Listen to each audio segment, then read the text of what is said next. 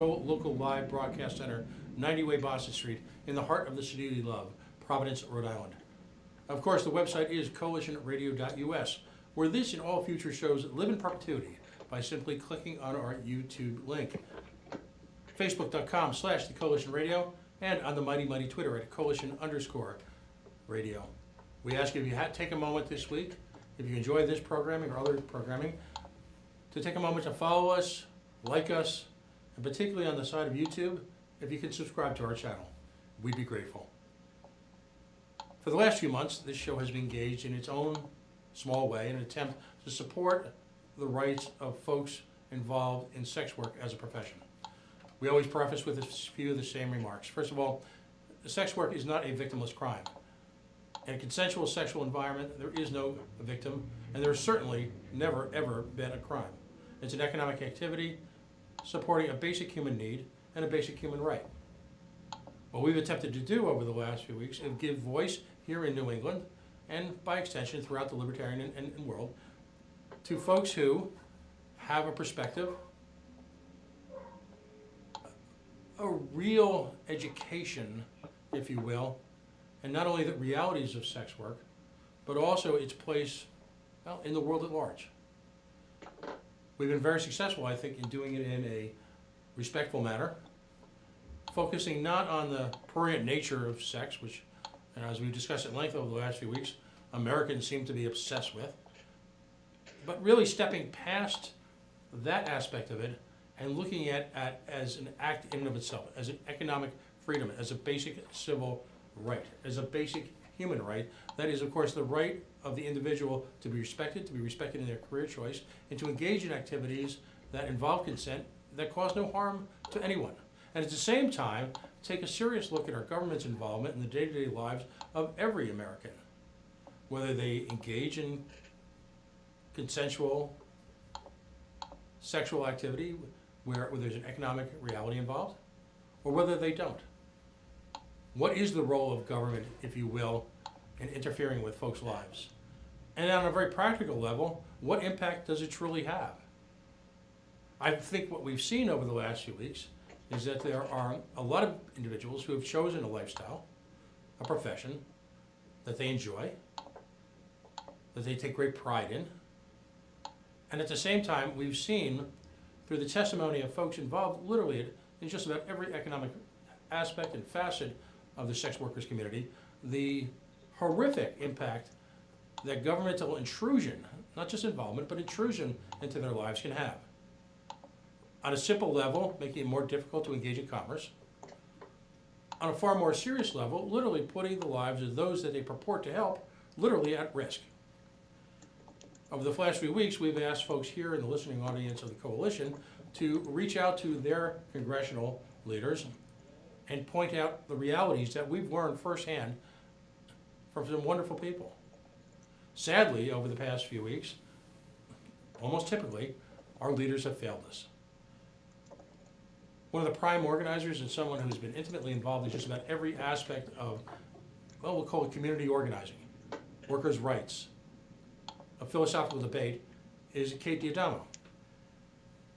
She's a longtime sex worker rights advocate with a focus on economic justice, criminalization, and public health, and a partner with an organization called Reframe Health and Justice. Previously, she was the national policy advocate of the Sex Workers Project at the Urban Justice Center, focusing on laws and policies impacting folks who trade sex, including, amongst other things, the criminalization of sex work, anti-trafficking, and HIV. This work is and continues to be informed through her work as a lead community organizer for the Sex Workers Outreach Project, the New York City chapter, and the Sex Workers Action New York. In this role, she developed programming, provided peer support, and advanced political advocacy for the rights and well-being of all people, regardless of background, race, ethnicity, all people, straight, gay, trans, throughout the LGBT community who are involved in the sex trade. Kate Adamo, welcome to the Coalition. You grace us by being here tonight. Hi, hello, thank you for having me. So here we are now. Tragically, this week, the United States Senate, the most influential men's club, if you will, in the world, decided to largely ignore the realities that were being presented to them, I think, in a cogent, coherent, not overwhelmingly emotional manner, in a very professional manner to them by folks involved in the community, folks in the ally network, folks in the academic community, and including folks in the law enforcement community who are pointing out the folly of their ways. What happened?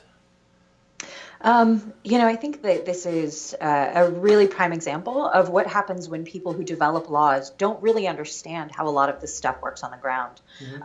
When you read policies, often they're very abstract. There's a lot of language that can be interpreted a lot of different ways. And especially when you're dealing with criminal law, you're thinking about things like how it's going to be interpreted by the courts, how it's going to be interpreted by the Department of Justice, what recommendations you can make. But that is always going to be different from what it actually looks like when it plays out in the lives of people. And so what we saw was a lot of conversation, a lot of dialogue, a lot of policy assumptions that were proven radically untrue in the last 48 hours. And so, sorry, go ahead. No, I was going to say, do you get the sense that if this debate had been able to be continued for, say, another month, that folks are finally opening their eyes, that folks, mainly through the work of your organization and other advocacy groups, are finally getting through to them? Possibly. I think that another month of conversation and debate would have been great. I think that, part of this was that the bill had been around for 2 years, and why haven't we heard this before? And it's because Congress made the same mistake that is really made every single time. They didn't engage people who are going to be impacted by this bill, because the folks impacted are the folks that never get heard. When was the last time that we saw a bill that was being debated about benefits, about housing benefits, that engaged people who are going to be living in that housing? When was the last time that we really had a conversation about accessing women's health care with someone who was on Medicaid? And so, when you're talking about another month of debate, the question is not whether or not there was another month. It's whether or not it would have been it would have been a longer debate that was really had by the people who are impacted by these laws, the people who are engaging on these platforms, the people who are impacted by the shutdown of these platforms, and, by tech folks who host these platforms, because they definitely got a seat at the table. But, who didn't was service providers to trafficking victims, was, sorry? No, go ahead. Were the people doing investigations of trafficking, the people who actually use a lot of these platforms to improve trafficking investigations. And, those were often drowned out by a lot of conversations had by platforms that were not going to be impacted, and by a lot of people who aren't using these platforms to survive. Right. So would you say then that it was a willful ignorance of the United States Senate this week, who decided to do literally drown out opposing voices, how to just share political gains? I mean, Senator Portman, what do you say to an individual like that who takes such great pride and receives so many accolades by his brethren for a bill that is so contemptible? I'm not going to ascribe intention. All I'm going to say is that I know the conversations weren't happening until a couple weeks ago. I know that those conversations are generally not happening, and it's because there's a range of work that I do, and a chunk of it is on Capitol Hill, and a lot of my conversations are with staffers who are really engaged and are really curious, but are also saying, we're not hearing these voices, and we're not having these conversations. And that has a lot to do with who gets funded to be on the Hill and who doesn't. And so, did someone do something for political gain? Sure. Did someone do something for political gain that they genuinely thought was going to help? Sure. Did someone do something for political gain that they knew was going to harm? Sure. All of those things can be true, and I really don't care what the motivation was. All I care about is what the impact is and how we move forward to mitigate that impact. And I am very committed to having more conversations with every single office that we spoke to and saying, great, you did this. It went a very different way than you were telling me it was going to. Now let's fix it. Now, I had the good fortune of you inviting me to at least be able to listen in on yesterday's conference call. And I know you had another one this evening with activists and participants literally from around the nation. Yeah. And so you've got this complicated landscape.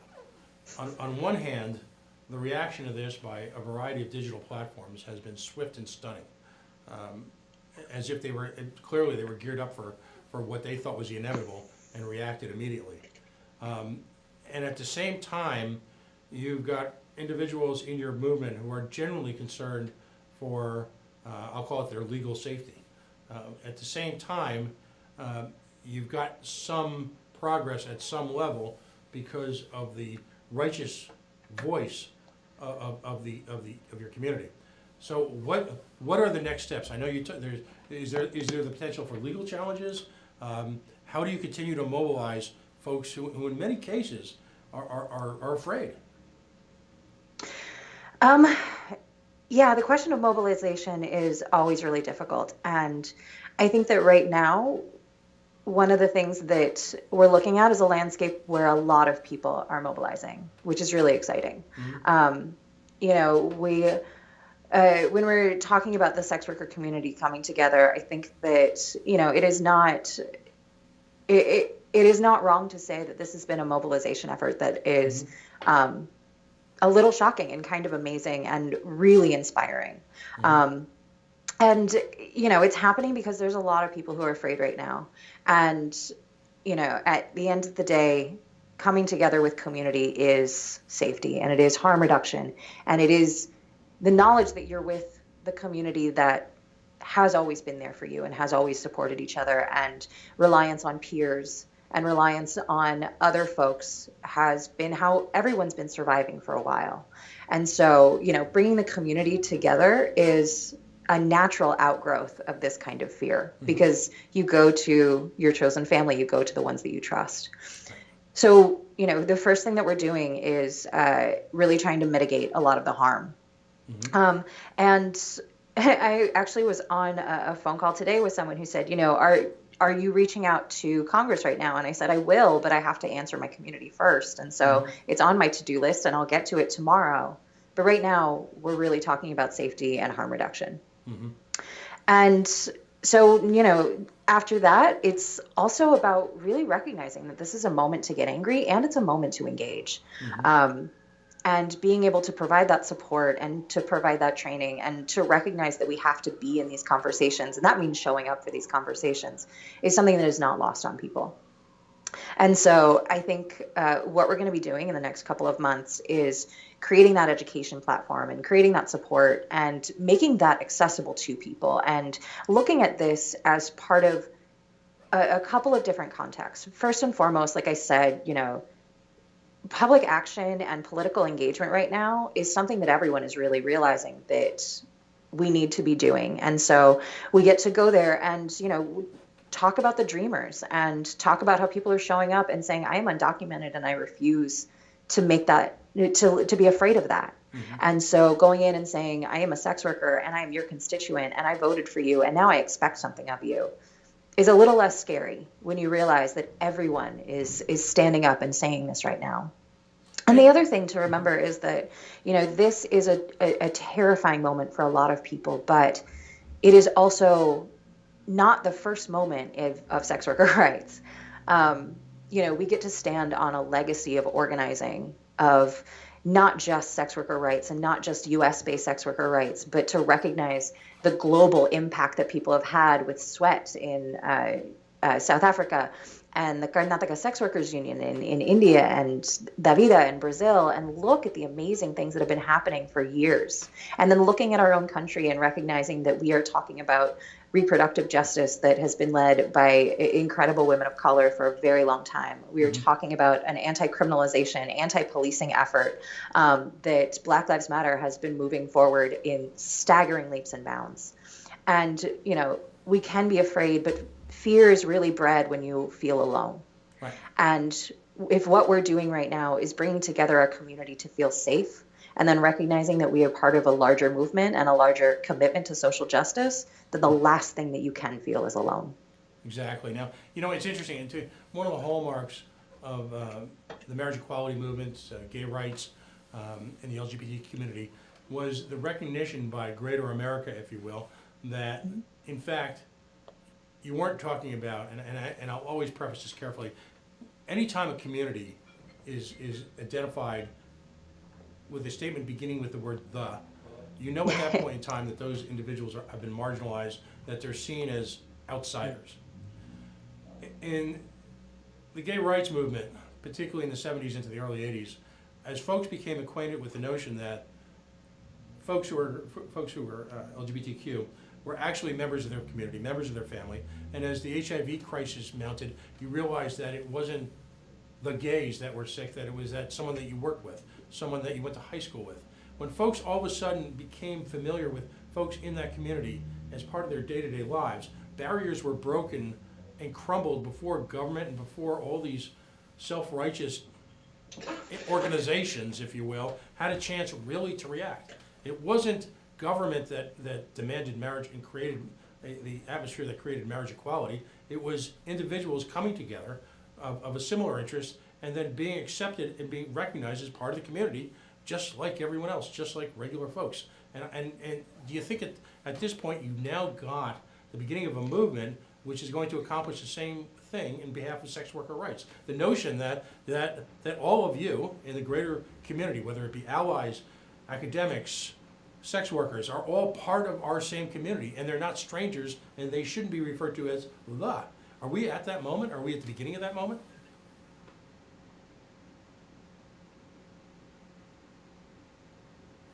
Oh, did we lose her? Oh, sorry, I lost you for a second there. Oh, there you go. But I'm pretty sure I heard the thrust of your question.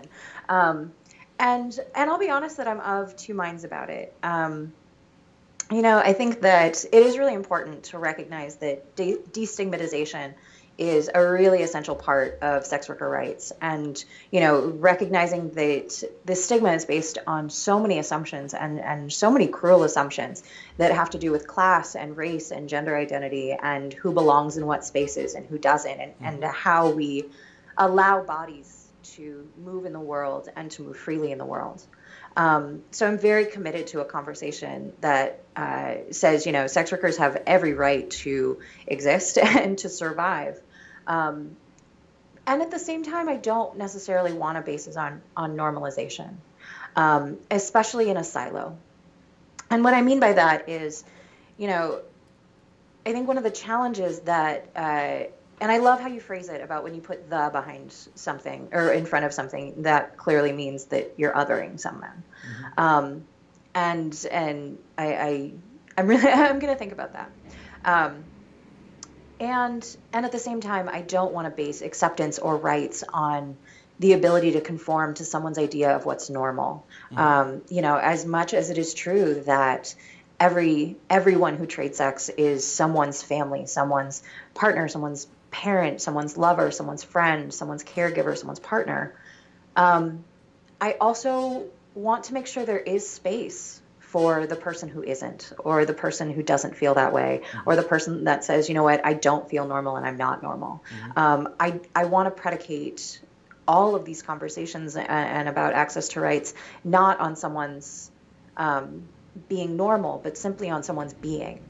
And so a lot of the work that I do is about, lifting up voices and saying that this person has space and deserves space and deserves conversation. And at the same time, a lot of what I actually just go in and talk about it, and very much so when I'm talking to Congress, is like, I don't care if you think that sex work is normal or not normal. I don't care if someone is a mother and therefore. What I'm saying is that these policies and the way that they're being enacted is enacting violence and it's enacting cruelty. And so don't necessarily normalize your relationship with sex work if that feels uncomfortable for you, but don't normalize your complicity in violence, and don't normalize the way that we enact laws and policies that take people's lives and undermine people's health and basic well-being. And so I think that there is a really important long-term conversation about what it means when we say community and what it means when we connect to each other and who connects to whom.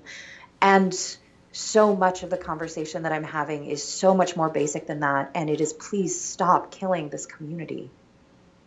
Right. It's interesting because in a very sense, I hope I don't horrify you with this, but it's a very, very libertarian concept. And the libertarian concept is that we call ourselves voluntarists.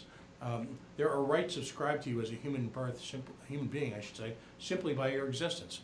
And those rights should not be taken for granted. Those rights cannot be revoked by a government, by a body of people who will decide on your behalf. We voluntarily consent to be governed, a consent that we withdraw, we should maintain the right to withdraw at really any time. So, in your own way, you're describing a very libertarian concept.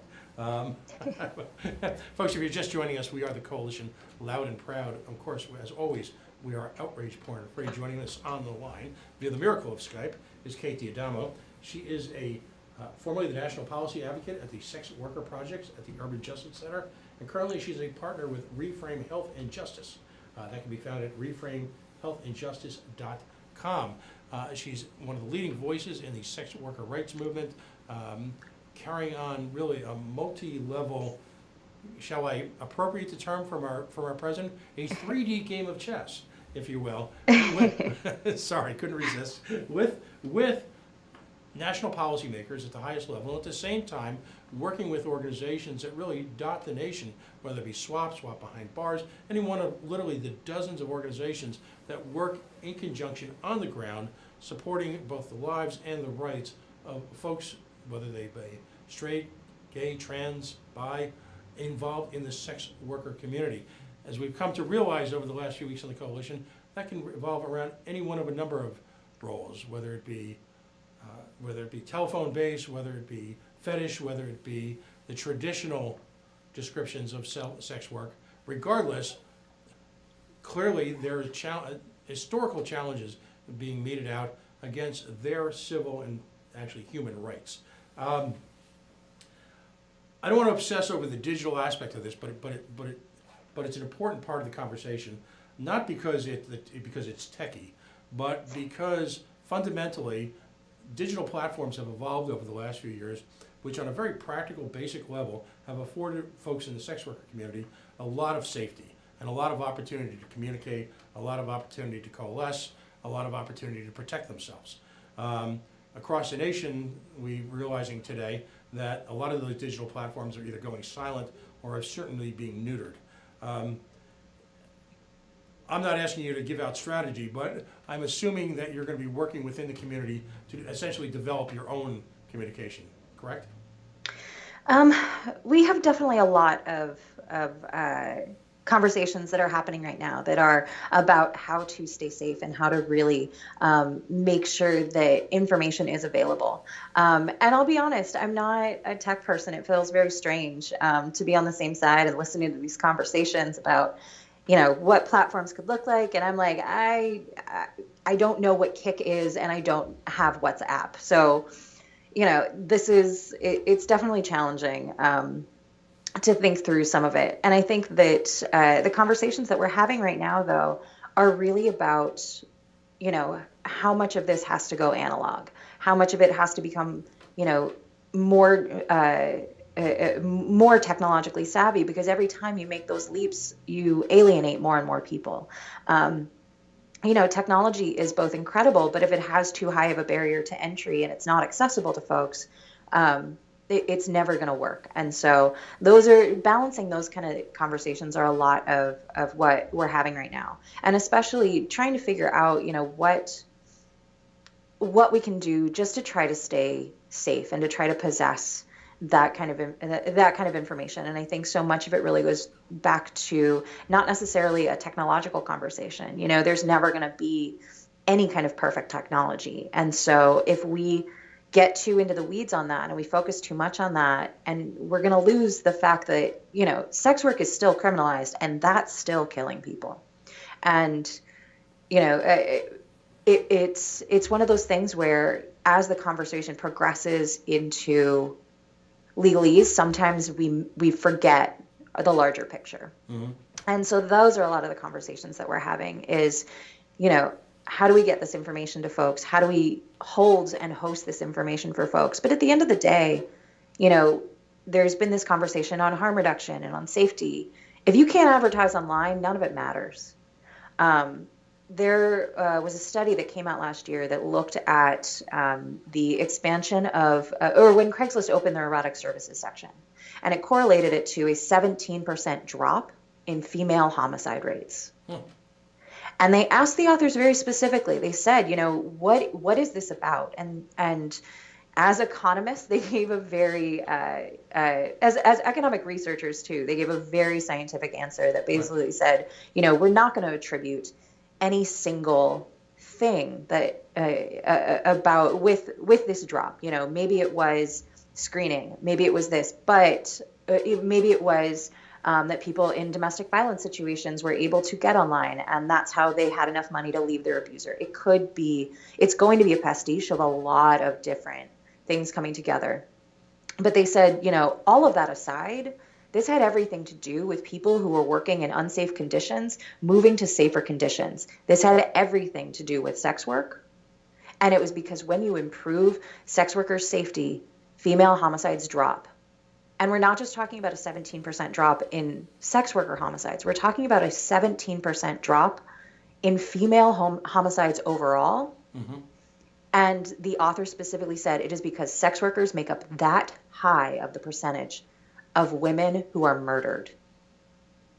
And so when we talk about technology and getting the right apps,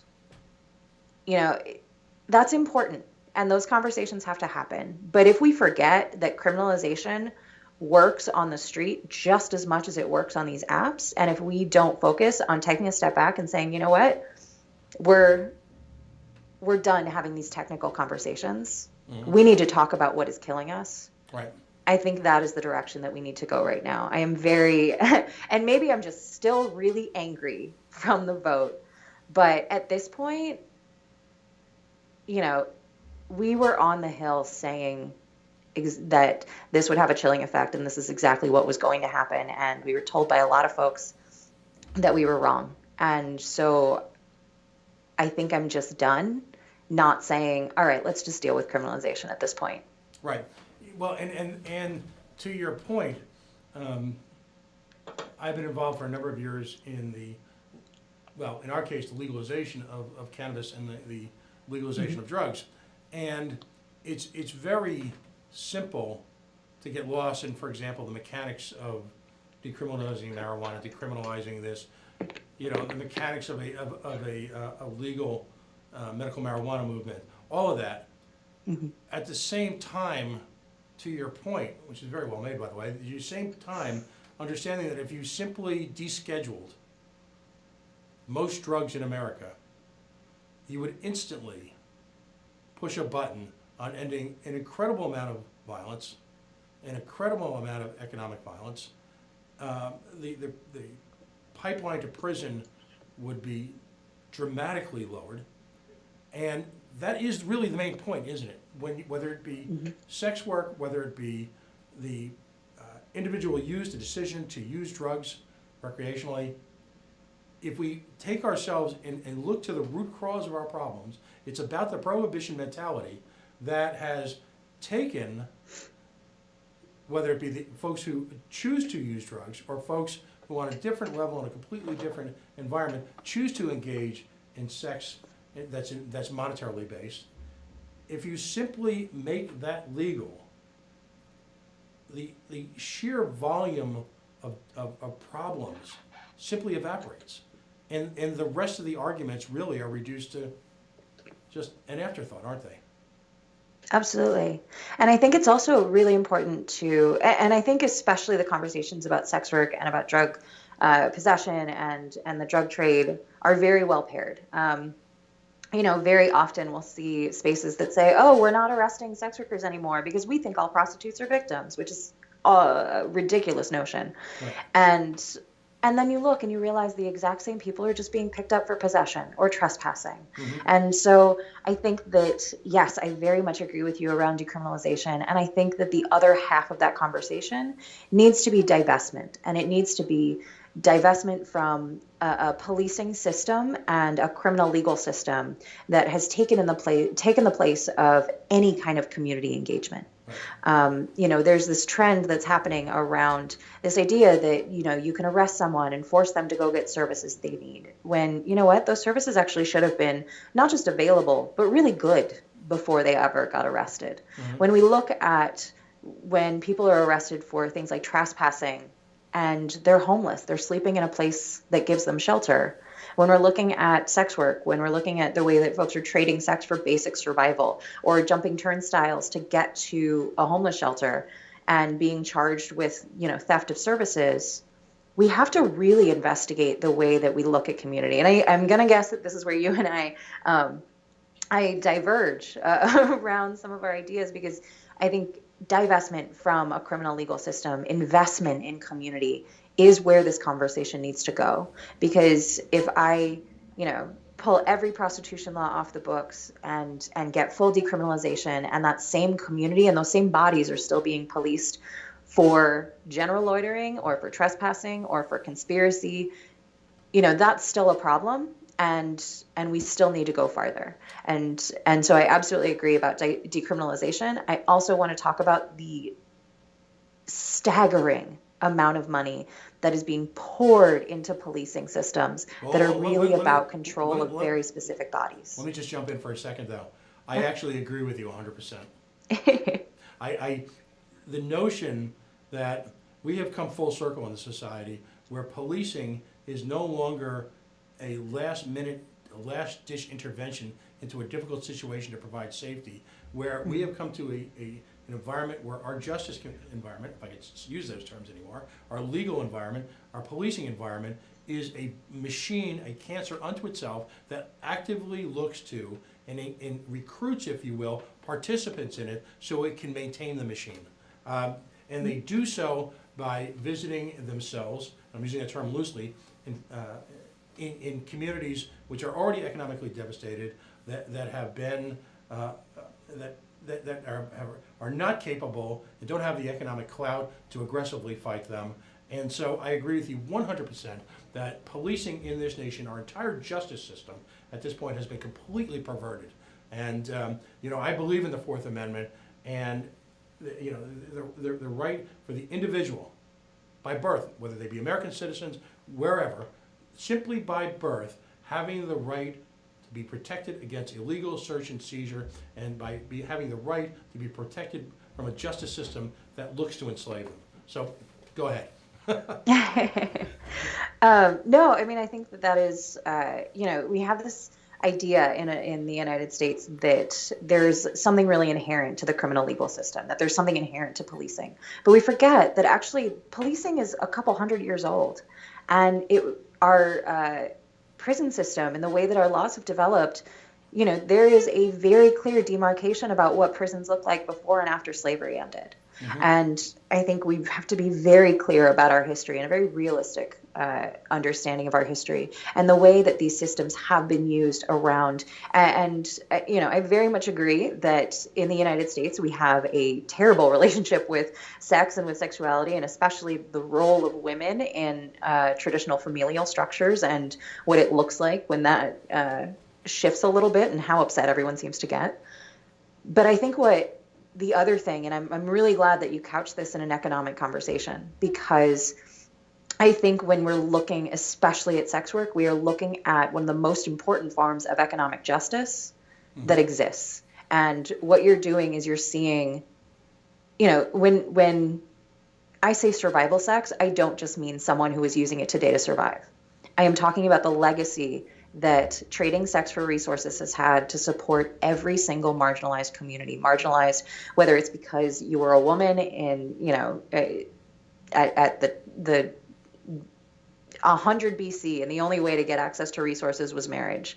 The women who didn't have access to that became sex workers. And I recognize that I'm using a very modern term to describe a very long legacy.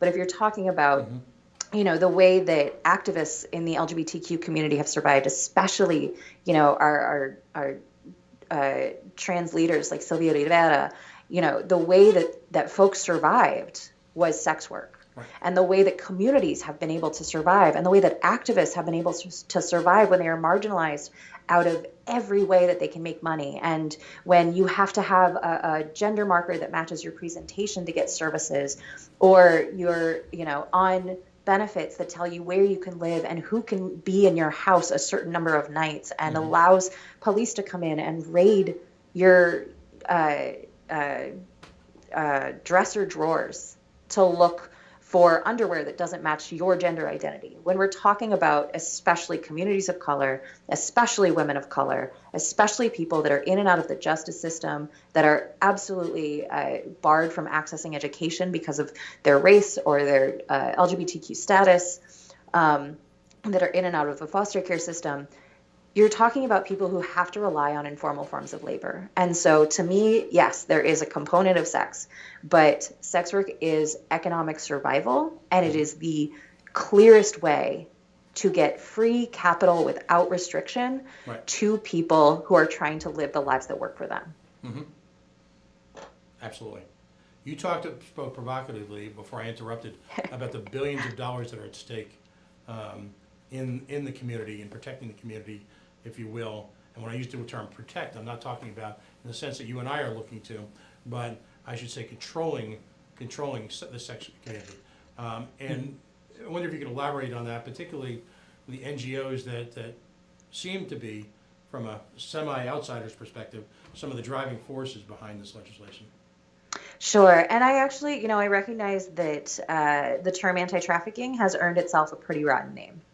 And at the same time, I actually work in the anti-trafficking movement as well, quote unquote a movement. I think it's really strange to call yourself a movement when most of the folks that are in positions of power would never ascribe their identity as someone who's experienced that. So I hesitate to call it a movement at all.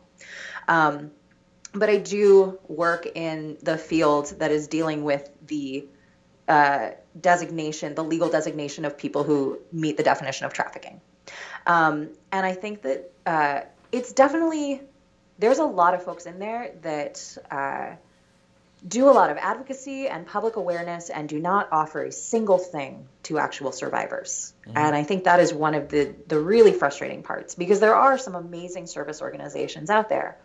And it's a really complicated landscape for a couple different reasons. There are a lot of NGOs that really do rely on the narrative of trafficking. It gets a lot more clicks, and when you can go to, liberal folks with a good amount of money and a very fair complexion, and they want to give money, telling these stories about, wilted flowers who get abducted, whether or not they're true, they get a lot for your cause, and they get a lot of attention, and they get celebrities like Amy Schumer to come in and say, good job.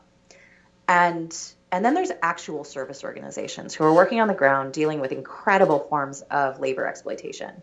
And, the cases, I don't ever want anyone to think that, trafficking isn't real. It is a designation. It is a legal designation. Exploitation is what we really need to be talking about, because it is just one extreme form of exploitation that we really normalize around poverty. And so, organizations like the Coalition of Immokalee Workers, the Southern Poverty Law Center, are dealing with incredible labor exploitation that spans farm labor and factory labor and everything that you could think of, construction, nail salons, and into the sex trade. And that's really important. And the problem is that a lot of those organizations don't necessarily have advocacy budgets. They are victim services organizations that get money from the federal government, because that is a really, and sometimes state government, because that is a place to get the funding for that. And, it's not unrestricted funding that you could do whatever. It is victim services funding that goes towards case managers who are generally overworked and very underpaid and do not have nearly enough of the resources for their clients that they want. One of the hardest parts of working around victim services is when you get everything that you can get, every benefit, and you're still dealing with someone who is raising 3 kids on minimum wage, but they have a visa and they have a work authorization. And because of all of the same reasons why they got trafficked in the first place, they're still dealing with those issues.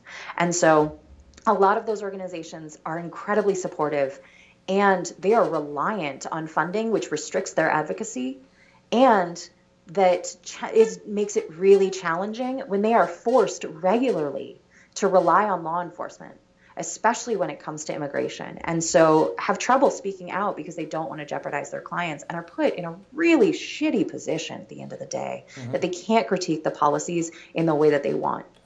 And so, I think a lot of the challenge is that you have very stratified areas within the NGO structure, and and the people that are paid to go and lobby and write op-eds aren't the same people that are sitting down with actual victims of human trafficking and are saying, you know what, you actually have been arrested a handful of times. You hate the cops. Now, because of this arrest and because, you are using drugs to deal with a lot of the stuff, we can't get you into a shelter. Like, they are seeing the problems on the ground, and they are seeing how complicated this is. And at the same time, definitely don't have the money to go to DC and be like, can you fix immigration? Because you don't care about trafficking if you are actually trying to deport people. And so I never want to paint all of any movement with one wide brush. But I think that relationship about NGOs and their lack of independence, both because of funding and because of the relationships that they're forced to deal with in a lot of ways, because so many of our systems of NGOs are still reliant on government and still reliant on the systems that are harming people. I think that presents a really important challenge to being able to actively and effectively advocate for folks. Of course, on a basic human level, one would expect those folks who are in a policy position, who are able to, both on a financial level and quite frankly, because of the connections that they've formed in the professional government sector, to at some point exhibit some humanity and reach out to the organizations who very often, what I've learned just in the few months that we've revisited this issue, are very happy to have conversations about the reality of their day-to-day work. Is that a studied ignorance, a willful ignorance that these folks who are in the higher echelons of government are exhibiting because of the pressures associated with sex work? Why wouldn't they reach out? I will actually put this on us.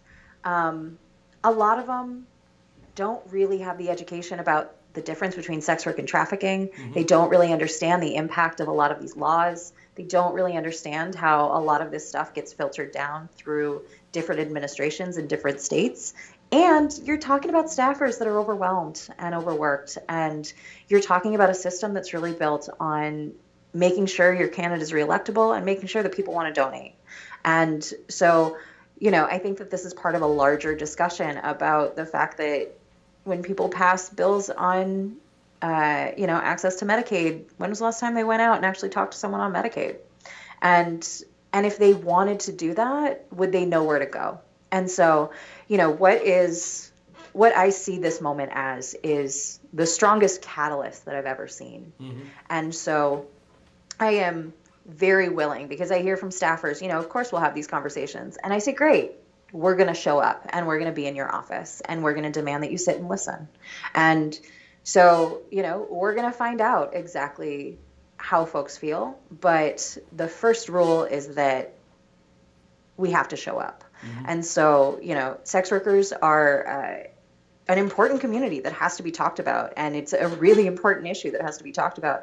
And so actually one of the things coming out of this is we are planning the very first DC Sex Worker Lobby Day on June 1st, and we're going to be bringing people both to DC but also, regionally, and working with folks to say, all right, let's go sit down with staffers and let them know what violence against sex workers really looks like. Because I was on, very often it gets, I walked into one office in particular and I was like, I'm here to talk about, issues impacting folks in the sex trade. And she said, tell me about trafficking. And I said, all right, so we're going to back up. And I was on a panel about 2 weeks ago where there was someone from Amsterdam, someone from South Africa, and someone from India.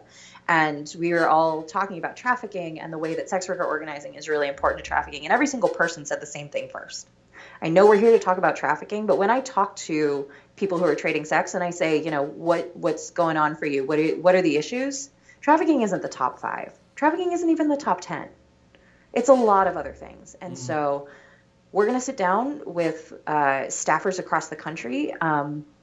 I'm going to be calling on you to get it out, to get the word out, because we're also going to be asking people to call in and say, I am your constituent, I care about this issue, and I want you to care about this issue. And not ask people to vote for a bill, just ask them to sit and listen and hear and invite representatives into a dialogue that says, I need you to understand what violence looks like in this community. And I need you to understand how the laws that are being passed are creating and contributing to and fortifying that violence.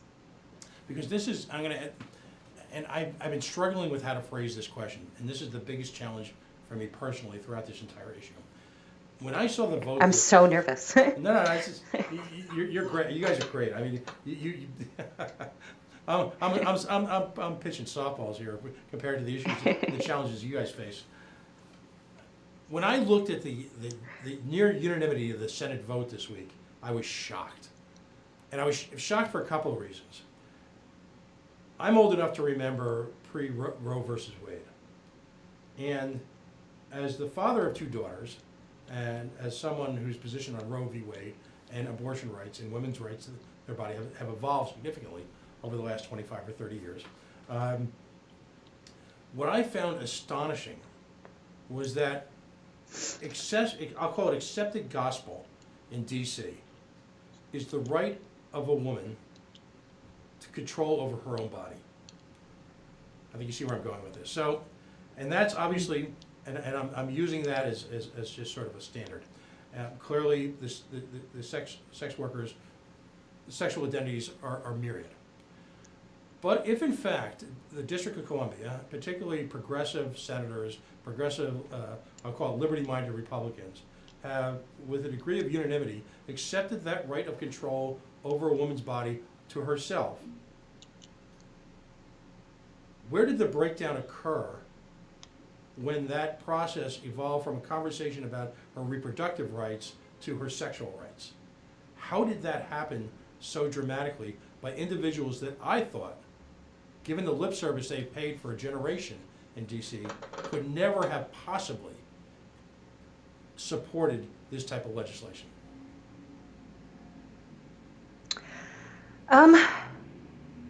I think because so much of this conversation is not about most of the people who trade sex. Mm-hmm. And it's about a very unnuanced facet of the sex trade. And that unnuanced facet is often based on a lot of rhetoric and not the nuanced conversation that it needs to be. And so when you ask someone about, what about this harms sex workers? And I hear, but now trafficking survivors can sue. No one makes that leap of, when you do something that harms sex workers, you're also harming people who are being trafficked. Mm-hmm. Because it's looked at as these very different issues, and it's looked at in this protectionist mindset and not thinking that that protection is actually causing a lot of harm. I regularly hear, when I say okay, if you arrest someone to get into services, that's traumatic. And they're probably going to spend all of those services talking about the trauma of arrest. And I know that because I work with service providers and that's what they tell me. Mm-hmm. And I work with sex workers and that's what they tell me too. That the most traumatic thing that happened to them was that they got arrested and that they might have lost their kids and they might have lost their job. And the answer that I get is, well, sex work is violence. And so they write off their own violence. They write off their own perpetuation of violence because they can't actually fathom what the life of someone who trades sex is like. And they can't fathom that it isn't necessarily an experience that's horrible because they've been listening to hyperbole. Mm-hmm. And they've been listening to very specific and very well-chosen stories. And so, part of this is that they don't think about it that way because there's an assumption that if you are trading sex, you need to be protected. and that the protection that a system not built for you forces you into is clearly better than whatever you've experienced. And so I think that, and it's similar actually to the abortion debate. When you say, should abortion be legal?